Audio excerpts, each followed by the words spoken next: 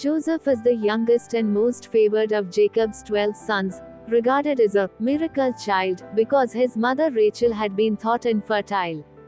I am a Mira, Cielai child. Joseph grows conceited under his father's special treatment, and his elder half-brothers come to resent him for being favored, although Joseph desires to be accepted amongst them. Gloom. One night, Joseph dreams of a pack of wolves attacking the family's flock, and the next day the dream comes true. Another dream follows, in which Joseph sees his brothers bow before him. On telling them this, they hatch a plan to get rid of him, led by Judah.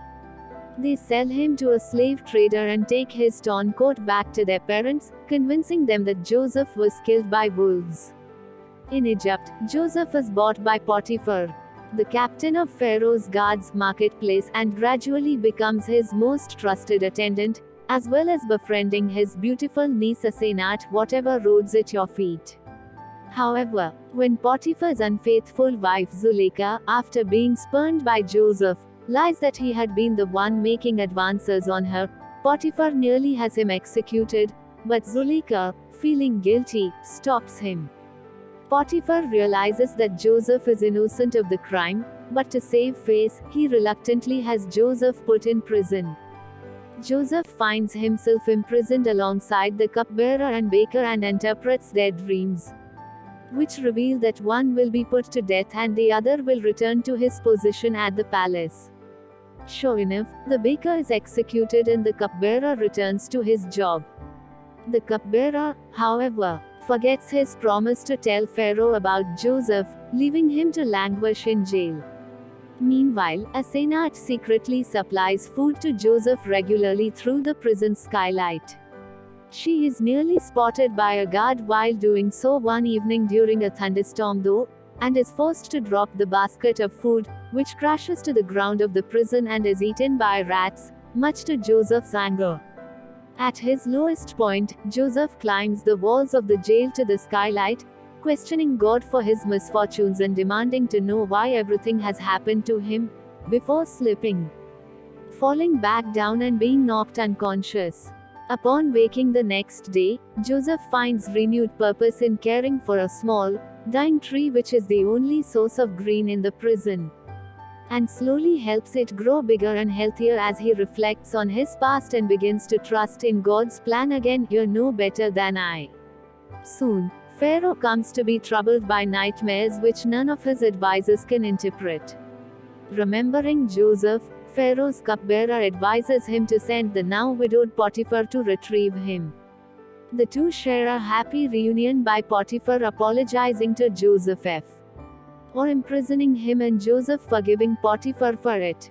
Joseph interprets the dreams as warnings of 7 years of abundance being followed by 7 years of famine to come after that may wipe out Egypt, and suggests that a fifth of each year's harvest be kept back for rationing. Impressed, Pharaoh makes Joseph his minister and second in command, under the name Zaphnath Paneah. In the following years, Joseph's guidance not only saves the Egyptians from starvation but allows them to sell excess grain to their neighbors who were also devastated by the famine. Joseph marries Asenat and has 2 sons, Manasseh and Ephraim. With her more than your take. Eventually, the sons of Jacob arrive in Egypt to buy grain due to a famine in their homeland. They do not recognize Joseph, who refuses to sell to them and accuses them of spying.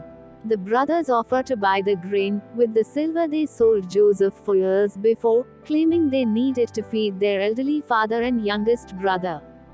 Joseph still refuses to sell them grain, and imprisons Simeon until they can prove that they have another brother to support. Bloom reprise.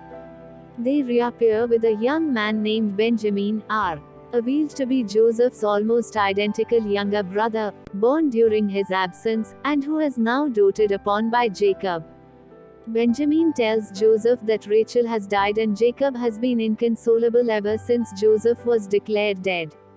Simeon is released and Joseph invites the brothers to a feast. After the feast, Joseph has his golden chalice concealed in Benjamin's bag while no one is looking. Upon its discovery, He orders that Benjamin be enslaved to see how the other brothers will react. He is astonished when they offer themselves in Benjamin's place. Grief-stricken and ashamed, Judah confesses to having sold Benjamin's older brother into slavery, a crime which has haunted him and his brothers ever since for 20 years, and that they cannot return without Benjamin, as it would break their father's heart to lose another son. Shocked at and touched by their change of heart, Joseph reveals himself to them. They reconcile, and Joseph invites them to live with their wives and children in Egypt. Shortly thereafter, he is happily reunited with his father, and meets his brothers' wives and children. The Hebrews then enter Egypt, not knowing of the hardships they would face in later years.